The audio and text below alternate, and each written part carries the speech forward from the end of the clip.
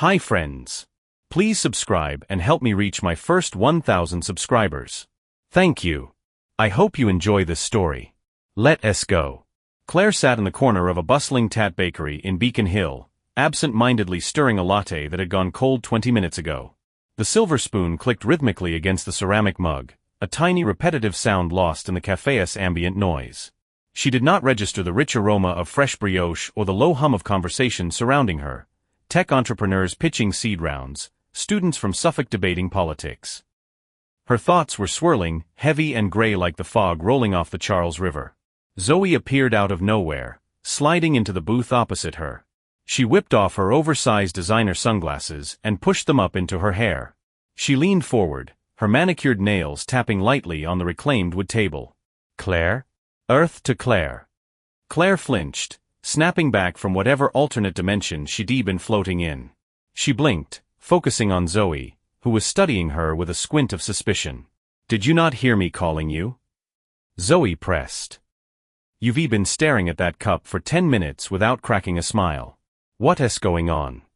Claire tried to force a smile, but the muscles in her face did not seem to remember the drill. No, everything's fine, she mumbled, taking a tentative sip of the coffee. It was lukewarm and bitter, but she did not wince. Yeah, right. Do not pull my leg. Zoe was not letting her off the hook that easily. I know you. And that look. She circled a finger in the air, framing Claire's face. That is not just I am tired. That is the universal face for I am up a creek without a paddle, and I do not know how to tell anyone. Claire lowered her eyes, staring at the foam art dissolving in her cup. I'm good, Zoe. Really. Just a little burnt out. Aha. Sure, her friend leaned back against the leather banquette, crossing her legs and picking up the menu. Fine, keep your secrets. But you are a terrible liar, hon. Claire's stomach knotted. Zoe knew her way too well. She did not even understand why this conversation felt like pulling teeth. Maybe because saying it out loud would make it real. It would mean she could not pretend everything was perfect anymore. I love David, she said quietly, not meeting her friend's eyes. Zoe did not move. But I feel like I'm suffocating.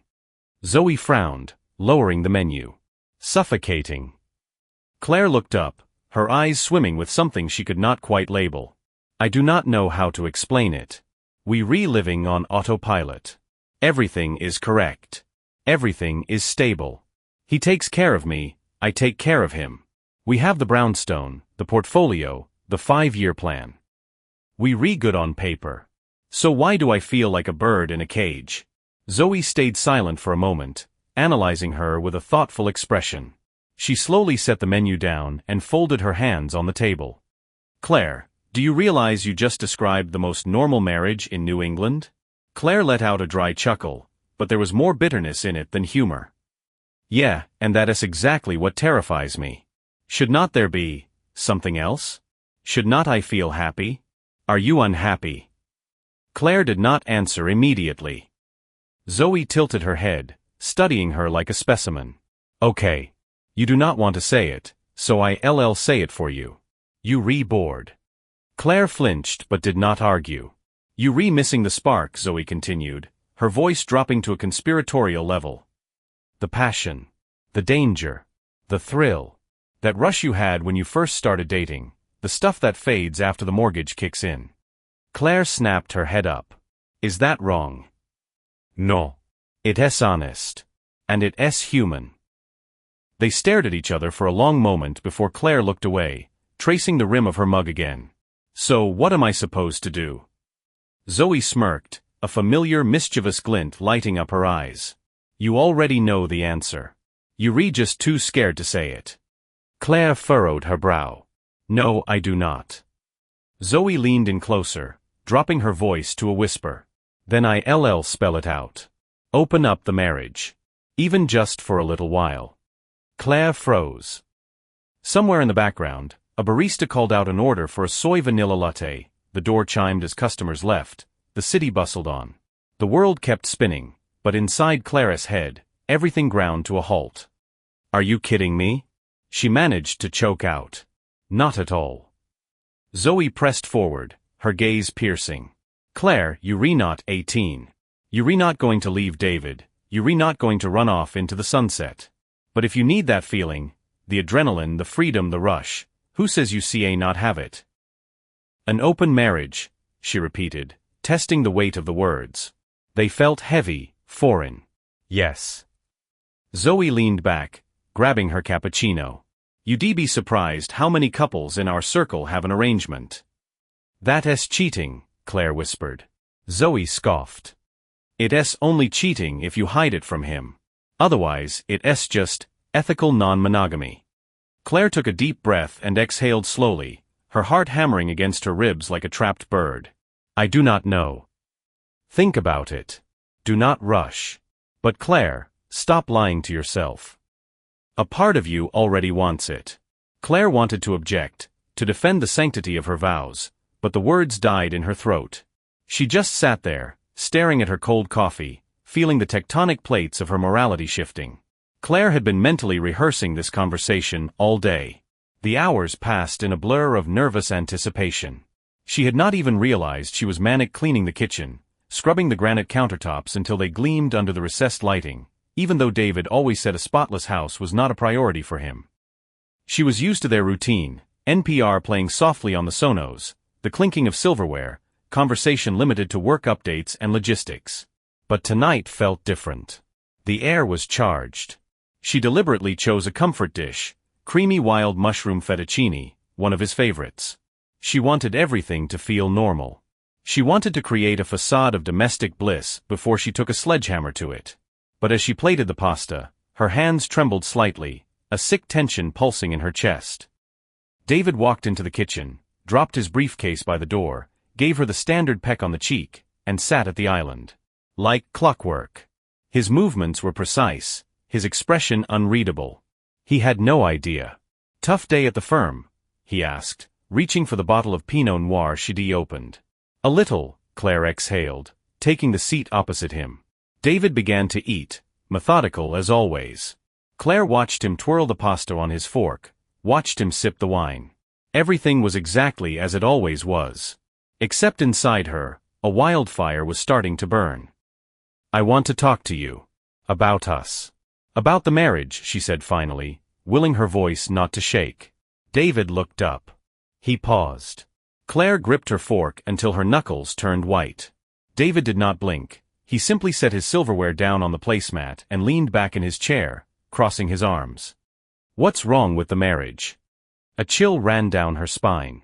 She expected a joke. Something like, what, you want a divorce? Or have you been listening to those self-help podcasts again? But he just sat there, silent, analyzing her face like it was a contract with a typo. Claire took a deep breath. I've been thinking a lot about us, David. We've been together for so long, and everything is good. You are the most reliable person in my life. But, she faltered. David did not even flinch. But? Claire swallowed hard. Sometimes I feel like something is missing. Like we restuck. Like we are not the people we used to be. Are you unhappy? He asked it so evenly, so devoid of inflection, that she could not tell if it was concern or just data collection. No, that's not it. I love you. I just... She inhaled sharply. I think we need a little freedom. Silence hung heavy in the kitchen, thicker than the steam from the pasta. David did not move. Freedom. Claire felt her heart slamming against her ribcage. Yes. Freedom. To experiment. To try something new. Now he really was still. He just watched her. She braced herself for the explosion. The emotional outburst. The anger. The jealousy. But he just reached for his wine glass and took another measured sip. If that will make you happy, he said slowly, I will not stand in your way. Claire did not process the words immediately. What? I am understanding you correctly, right? You want an open marriage? He continued eating, as casually as if she had suggested switching car insurance providers. Panic began to rise in the back of her throat. You do not mind?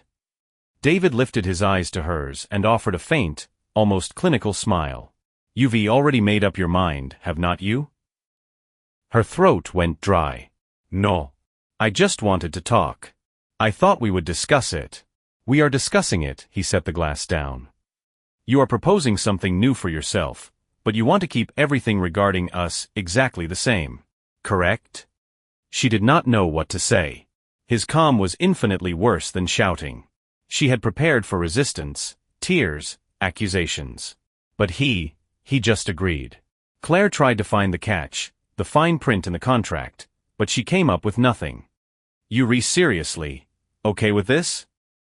David slowly tilted his head, studying her like a complex spreadsheet. Why would I be against it? She felt her stomach drop. She had proposed this. She had asked for this hall pass. So why did his acceptance make her skin crawl? For the rest of the evening after dinner, Claire paced the house, unable to settle. David was in his home office, typing away on his MacBook, calm as ever. Just a standard Tuesday night in the suburbs. It was as if the conversation had not happened. As if the tectonic plates of their marriage had not just shifted. But Claire could not shut her brain off. Did he really agree? Or was this a trap? When she finally climbed into bed, David turned off the bedside lamp and lay down next to her, exactly as he always did. He simply rolled onto his side and was asleep within minutes. Claire, however, spent the entire night staring at the ceiling, listening to the rhythmic, infuriatingly peaceful breathing of her husband. Something was wrong. But what? The bass was so heavy Claire felt it rattling her molars. The vibrations from the massive speakers hummed under her skin, forcing her heart to sync with the beat. The air in the club was thick, heavy with the scent of expensive cologne, spilled alcohol, and the body heat of a few hundred people moving in the semi-darkness, losing themselves in the chaotic swirl of the rhythm. She could not remember the last time she felt like this. Not a wife. Not a better half. Just herself. The buzz she caught after 2 gin and tonics was not just relaxation, it was something else entirely. Liberation. Zoe winked at her over the rim of her glass. So? How's the water? Claire threw her head back and laughed, the sound lost in the music. It feels like I've been holding my breath for 10 years and I just finally exhaled. Zoe nodded with satisfaction, grabbed her hand, and pulled her deeper into the crush of the dance floor. Then stop thinking and enjoy it. They moved with the music, shaking off the mortgage payments and the dinner parties, dissolving into the energy of the night. Claire closed her eyes, feeling hands sliding over her own at first, and then, someone else's. A soft brush against her shoulder, a hand on her waist. She opened her eyes and locked gazes with Nick. He was standing right there, leaning in slightly, looking at her with an intensity that made her knees weak. There was something new in his eyes. Something that was not there before, or maybe she had just been too blind to see it. "You're different tonight," he said, his voice cutting through the thumping bass. A smile tugged at the corner of Claire's lips. Different how? Nick leaned in closer, his breath hot against her ear. Free. It suits you. A spark ignited in her chest. She knew exactly where this was going. She could have stepped back. She could have made a joke, diffused the tension, kept things in the safe zone of harmless flirting. But for some reason, she did not want to.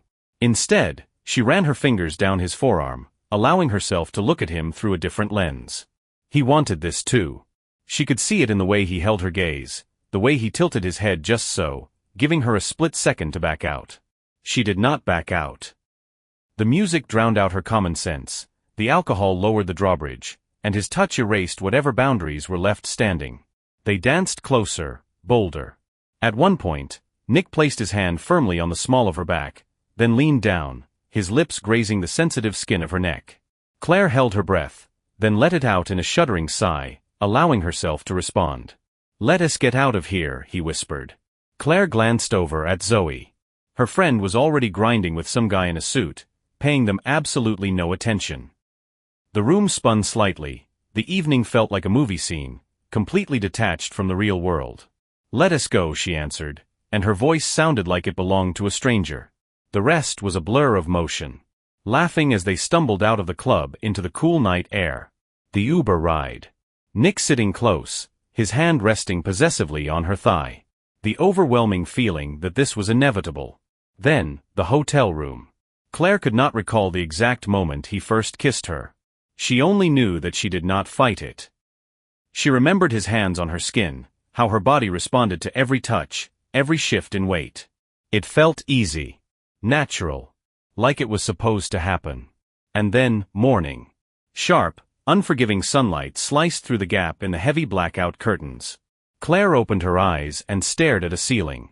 A popcorn ceiling she did not recognize. Her breath hitched as she snapped her head to the side. Nick was lying next to her, breathing deep and slow. The sheets were a tangled mess, the room still smelling faintly of sex and the previous night. Shit. Claire sat up, pressing the heel of her hand against her forehead. Her head felt like a lead weight, consciousness returning in slow, painful waves, but it was enough to realize what she had done. Her hands shook as she scanned the room for her clothes. Those damn heels, where were they? Jeans. Blouse. The clock on the nightstand read 7:02 a.m. She dressed in a frenzy, trying not to make a sound. Nick shifted in his sleep, but did not wake up. Shit. Claire grabbed her purse and headed for the door.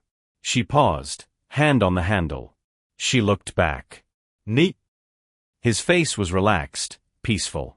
He was exactly the same guy he was yesterday. But she was different. Terror squeezed her chest like a vice. She threw the door open and slipped out, closing it firmly behind her. She had cheated on her husband. And now she had to go home. Claire unlocked the front door and stepped inside, holding her breath. The house greeted her with its usual silence. Everything was perfectly in place. David's loafers by the door, his Patagonia jacket hanging neatly on the hook, the smell of freshly brewed coffee wafting from the kitchen. It was as if nothing had changed. As if her life had not just cracked down the center. She walked slowly down the hall, listening. There was a rustling sound from the living area, paper. Claire stopped in the doorway and saw her husband. David was sitting at the kitchen island, wearing one of his casual weekend t-shirts. His hair was slightly tousled, and his fingers were lazily turning the pages of the Boston Globe. On the counter in front of him sat his favorite white porcelain mug, the one he only used in the mornings. He looked relaxed, completely absorbed in the news, as if this were just another lazy Sunday morning. But something about the scene felt wrong. Staged. Claire gripped the strap of her purse and forced herself to exhale. Hey, her voice came out croaky, and she immediately cleared her throat. You re-up early. David did not look up immediately. He lingered on a headline for another 2 seconds before finally shifting his gaze to her. Good morning. Claire felt her stomach twist into a knot. His voice was even. Too even. There was none of the usual morning warmth, the sleepy rasp she knew so well. He looked right at her. How was your night? The question was simple, mundane. Like he was asking how the traffic was on I-93. But Claire felt her palms instantly sweat. She turned away, placing her purse on a bar stool, digging into her pocket for her phone just to give her hand something to do. It was fine. Just had some drinks with the girls, then crashed at Zoe's. She dared to glance at him. He was smiling. Just a fraction. Barely there. But there was something off about that smile. Yeah? At Zoe's? David picked up his mug, took a small sip, and leaned back in his chair. Have a good time? Claire felt her heart hammering against her ribs. He knew something. No, that was not it. He was too calm. Too observant. She expected him to just nod, say something like, "Great, hope you got some rest." But he was waiting. Waiting for what? Claire forced a smile onto her face, though her cheeks felt like wood. Yeah, it was fun. Zoe had too many tequilas and tried to coyote ugly the bar all night. She let out a nervous chuckle, praying it sounded natural. David studied her with clinical interest. Is that so? She walked into the kitchen proper, grabbed a glass and filled it with tap water, taking a long gulp, hoping he would not notice the tremor in her fingers. What about you? How was your night? David raised his eyebrows. Oh, not bad. You re-up early. Wanted to get a jump on some things. He turned the page of the newspaper again, but he was not reading. She watched his eyes. They stayed fixed on the same spot on the page for way too long. He was vetting her. Claire could feel it. Why was not he asking more? Why was not he fishing for details? Why was he acting like none of this mattered? She caught herself wishing he would show some emotion. Any emotion. Maybe ask what exactly they did. Maybe hug her, smell her hair, sense on an intuitive level that something had shifted. But he did none of that. And that was what terrified her the most. She looked at him and a thought struck her. What if he was already 10 steps ahead? What if he already knew? Claire had never been the type of person to let conversations fester. She hated limbo, gray areas, hidden meanings. But for the last few days, she found herself terrified of learning the truth. David remained as composed as he had been the morning she did the walk of shame. No questions. No suspicion.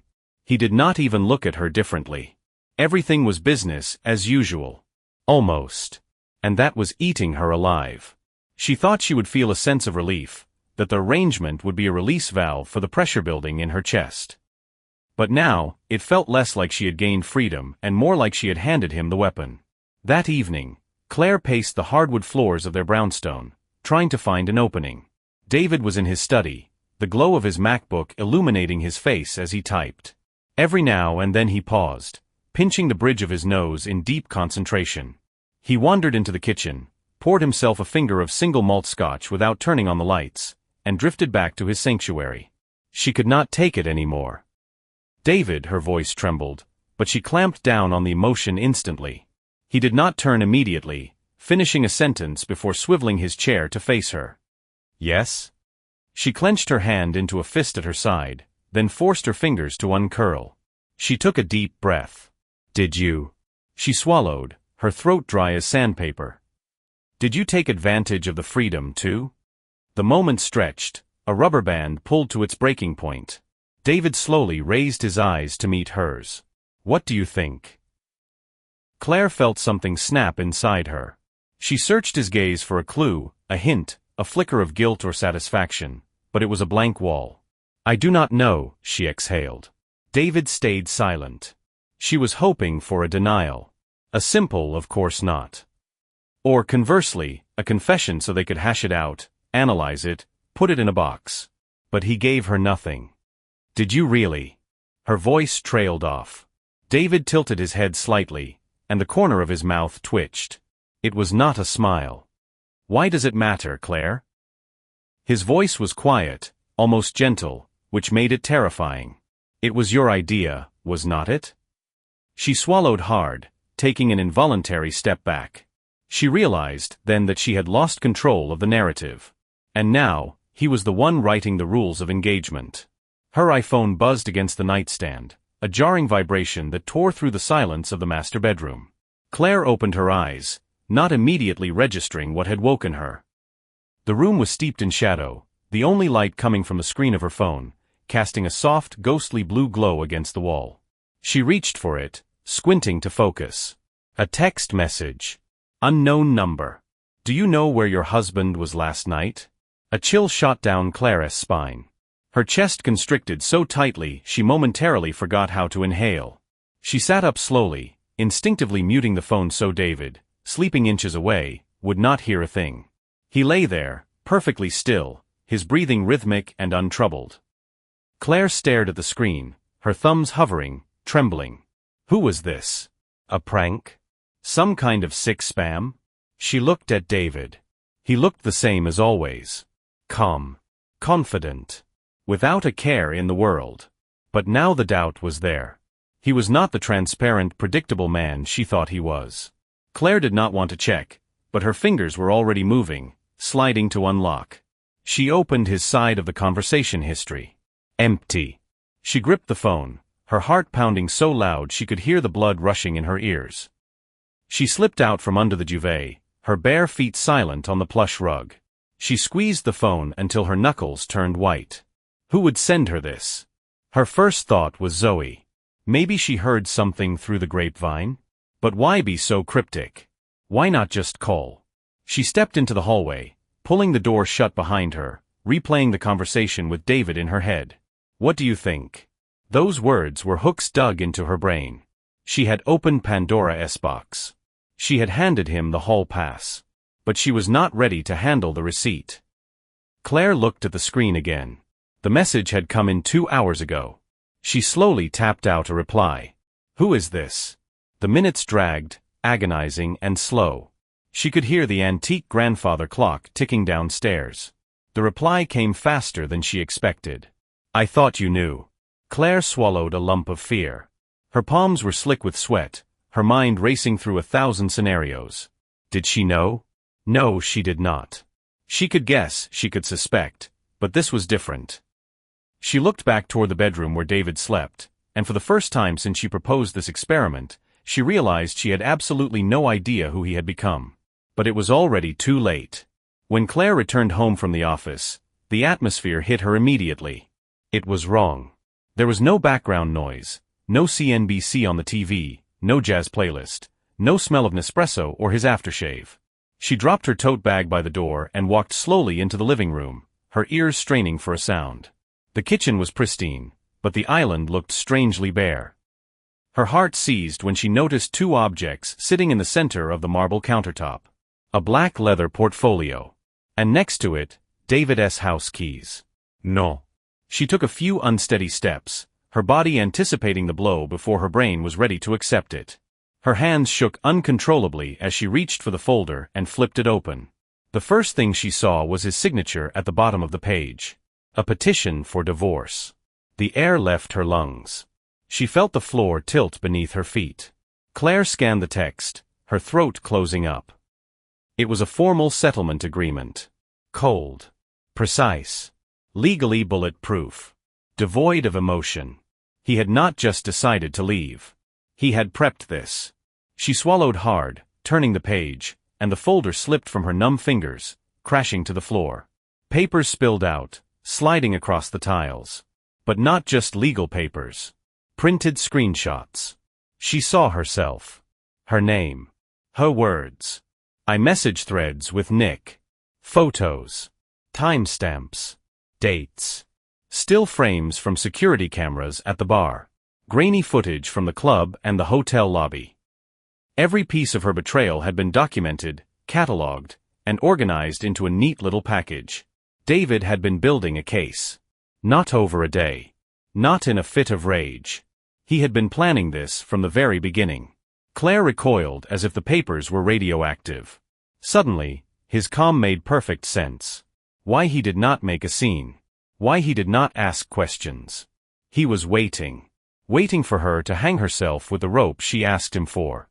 She spun around and sprinted to the bedroom, but the space was already hollowed out. The walk-in closet was obscenely empty. She yanked open the drawers. Nothing. She checked the master bath. His razor, his toothbrush, his Creed cologne, all gone. He was gone. No explanación. No cloucher conversación.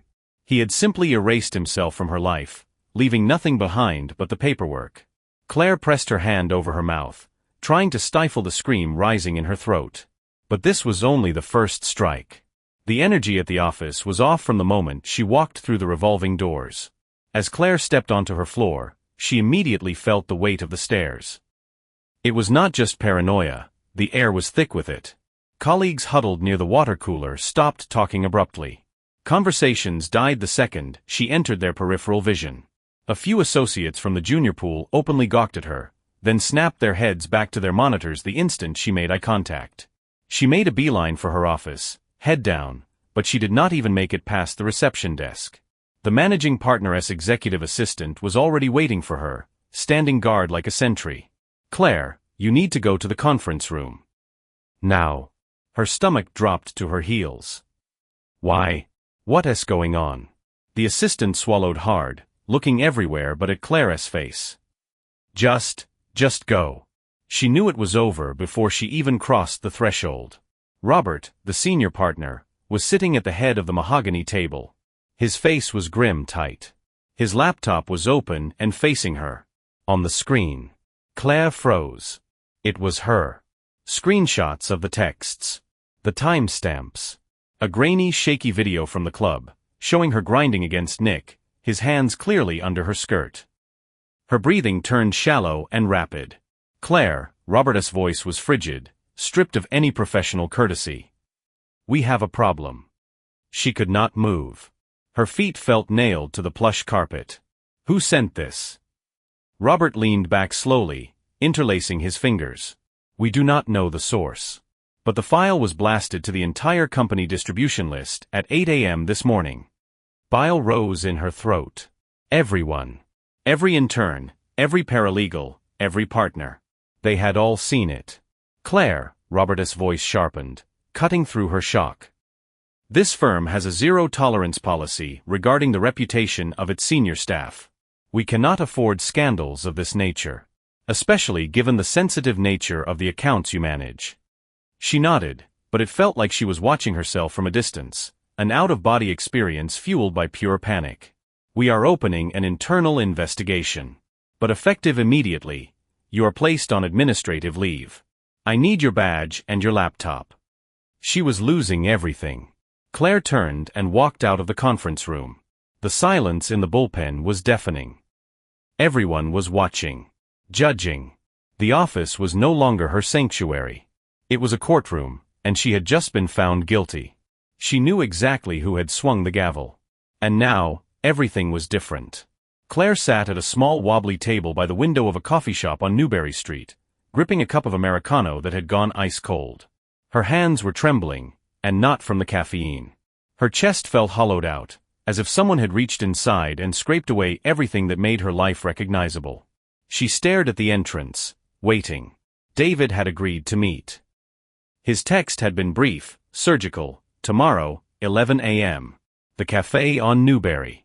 This will be the last conversation. Last. The word had been looping in her brain all night like a broken record. When the door chimed and he walked in, Claire spotted him instantly. He looked good. He looked too good.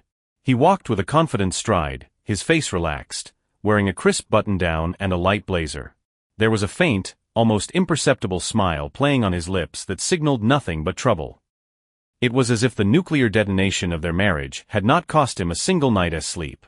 David approached her table, pulled out the chair opposite her, and sat down, unbuttoning his jacket with practiced ease. You look terrible, Claire. She pressed her lips together, feeling a dull, hot rage bubbling up beneath the grief. And you do not. He chuckled softly. I sleep just fine. I take care of myself. She exhaled sharply, pushing the cup away as if it offended her. Why did you do this? David looked at her calmly, with a mild curiosity, as if she were a puzzle he had already solved and was now just admiring. Do what, exactly? Everything. Her voice cracked. You knew from the start. You were gathering evidence. You planned the whole thing. You destroyed my life. She felt tears pricking her eyes, hot and stinging, but she dug her nails into her palms to hold them back. She would not give him that satisfaction. David signaled a waiter for a water, then looked back at her. No, Claire, he said, looking her dead in the eye, zero remorse in his gaze. I simply helped you see the truth. Her breath hitched. I just did not stop you from doing exactly what you begged me for, he continued, his voice terrifyingly steady. You walked right into it. I just stood on the sidelines and waited for you to prove my point for me. Claire closed her eyes, her heart thudding against her ribs like a sledgehammer. You could have talked to me. About what? He tilted his head. About the fact that you were going to do it anyway? About the fact that you had already checked out of this marriage long before we had our little discussion? She froze. The accusation hung in the air between them. David checked his Apple Watch, then pulled a $20 bill from his wallet and placed it neatly on the table next to her untouched coffee. I think we redone here. Claire gripped the edge of the table, as if it were the only thing keeping her from falling off the face of the earth. You really just going to walk away like this? He stood up, adjusting his blazer. He looked down at her one last time, his expression completely blank. I already walked away, Claire. A long time ago. He turned and headed for the exit. Claire watched his back as he moved through the crowd. The door closed behind him. The bell chimed. She was alone. And in the middle of the bustling cafe, surrounded by strangers, she realized with crystal clarity that everything she had, her home, her career, her husband, was gone, and it was never coming back. And that concludes our story today. Thank you for watching to the end. If you liked it, please give it a like and leave a comment. Also, we are always happy to discuss any comments you may have. See you in the next video.